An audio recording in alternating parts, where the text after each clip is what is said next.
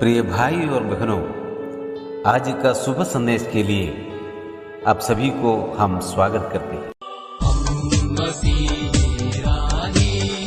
हमें दुनिया से कोई भय नहीं, सब है हमारे अपने, हमारे लिए कोई गैर नहीं। हम मसीही रानी, हमें दुनिया से कोई भय नहीं, सब है हमारे अपने, हमारे लिए कोई गैर नहीं। हम मसीही रानी। आज का संदेश इवेंजलिस्ट ओएम मैथ्यू बेंगलुरु से बांटा जाएगा। प्रार्थना के साथ सुनिए। परमेश्वर के नाम की स्तुति हो। मुझे सुनने वाला सब श्रोतागण को सर्वशक्तिमान प्रभु यीशु मसीह के मधुर नाम में स्वागत करते हैं। पिछले क्लास में परमेश्वर का स्वभाव के संबंध में हम लोग विचार किया था। परमेश्वर आत्मा है, उसको कोई रूप नहीं है। हमारा आंखों से परमेश्वर को देख नहीं सकता है। आज मैं आपके बीच में परमेश्वर का कुछ स्वाभाविक गुण के बारे में कहना चाहता है। जब हम किसी भी वस्तु और किसी भी व्यक्ति को ईश्वर या परमेश्वर का दर्जा देना चाहते हैं, उसमें कुछ स्वाभाविक गुण होना चाहिए। पहला गुण है परमेश्वर का, वह अनंत है। सच्चा परमेश्वर होने के लिए ना तो उसका कोई आरंभ होना चाहिए, ना ही कोई अंत। परमेश्वर सनातन परमेश्वर है। एक मूर्ति और कोई भी व्यक्ति के बारे में हम जो स्टडी करें, इसको एक आरंभ होता है, उसको बनाए हुआ एक व्यक्ति होता है। बाइबल का एक किताब है भजन संहिता 90:2 में इसी प्रकार कहते हैं, इससे पहले कि पहाड़ उत्पन्न हुए और तूने पृथ्वी और जगत की रचना की, वरन अनादिकाल से अनंत काल तक तू ही ईश्वर है। यहाँ पर एक बात बहुत ध्यान देना, ईश्वर के बारे में कहते हैं अनादिकाल से अनंत काल तक तू ईश्वर है। इसी एक व्यक्ति को हमें कह सकता है परमेश्वर है।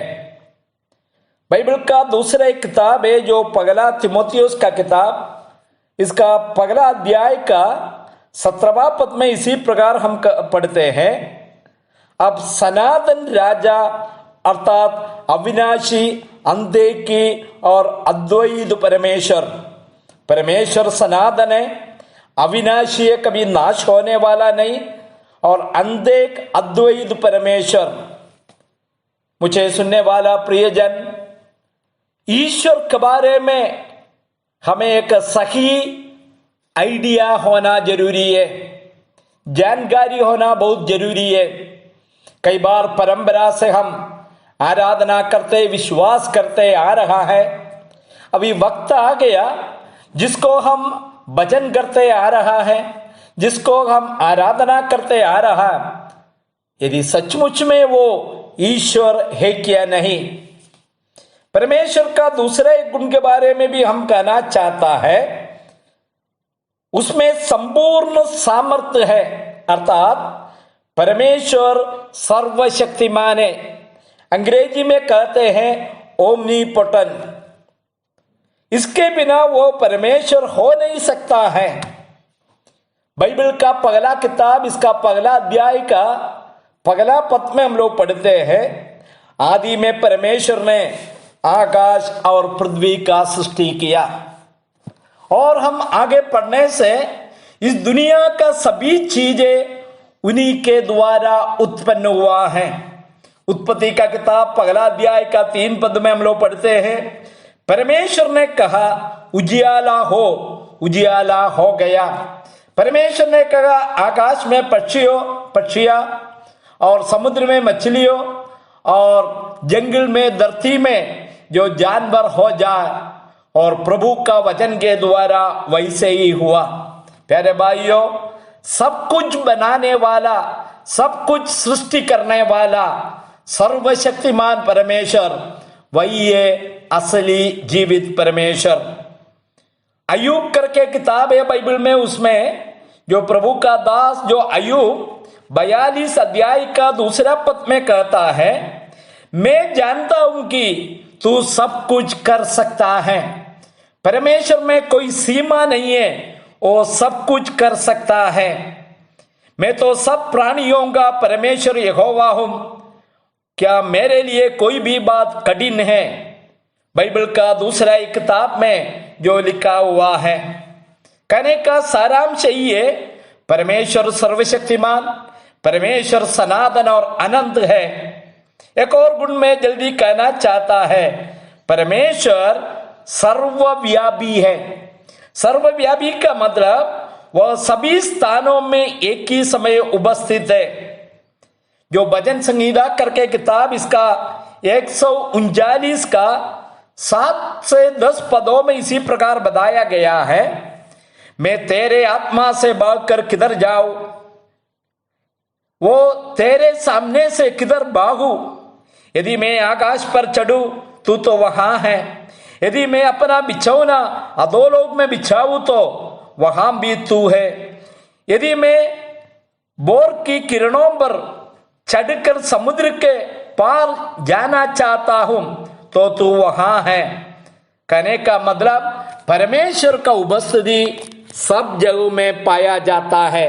इसलिए बाइबल कहता है परमेश्वर सर्वव्यापी है, उनका उपस्थिति एक समय पर सब जगह में है।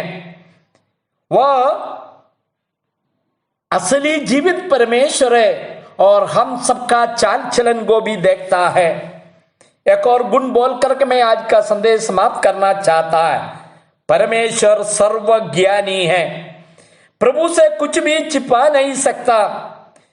जो बाइबल के किताब है उसमें कहते हैं, तू अपने पिता के परमेश्वर का ज्ञान रख, क्योंकि यहोवा मन को जानता और विचार में जो कुछ उत्पन्न होता है उसे समझता है।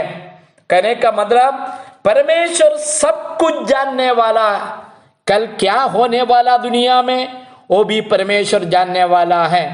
मुझे सुनने वाला प्यारे भाई लोग, ये असली जानकारी परमेश्वर के बारे में होने के लिए हम प्रार्थना करते हैं। उस परमेश्वर को अपना जीवन में उद्धारकर्ता प्रभु के रूप में स्वीकार करके आपका जीवन धन्य हो जाए, यही प्रार्थना के साथ आज का छोटा संदेश में समाप्त करता हूं। परमेश्वर आप सबको आशीष दे। प्रभु के नाम की स्तुति हो। आमीन।